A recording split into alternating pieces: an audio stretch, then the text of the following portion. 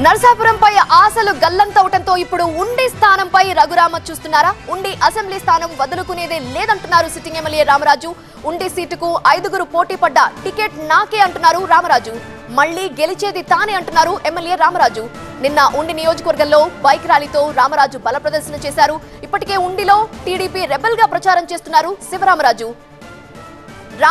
శివరామరాజు మధ్యలో ఇప్పుడు రఘురామకృష్ణంరాజు రాకతో ఫుల్ పొలిటికల్ హీట్ కనిపిస్తోంది. రఘురామకృష్ణంరాజు లాబియింగ్ మాత్రం అన్ని యాంగిల్స్ లో కొనసాగుతోంది. అటు చంద్రబాబు మీద, ఇటు ఉండి ఎమ్మెల్యే పైన ఒత్తిడి తీసుకొస్తున్నట్టు తెలుస్తోంది. కానీ రామరాజు మాత్రం పోటీ నుండి వెనక్కి తగ్గేదేలే అంటున్నారు. ఉండి సీటు కోసం గతంలో 5గురు పోటీ పడ్డారని, వారిని కాదని తమ అధినేత సీటు తనకే ఇచ్చారన్నారు రామరాజు. నిన్న ఉండి నియోజకవర్గంలో బైక్ ర్యాలీతో రామరాజు బల ప్రదర్శన చేశారు. ఉండిలో మరోసారి విజయం తనదే అన్నారు. స్థానం కోసం ఒక 5 మంది పోటీ పడ్డారు.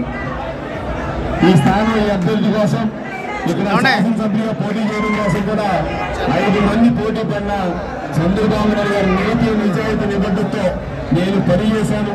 కష్టకాలంలో పార్టీ అండగా ఉందని చెప్పి నాకు మరోసారి స్థానం కల్పించి పోటీ చేయడానికి అవకాశం ఇచ్చారు.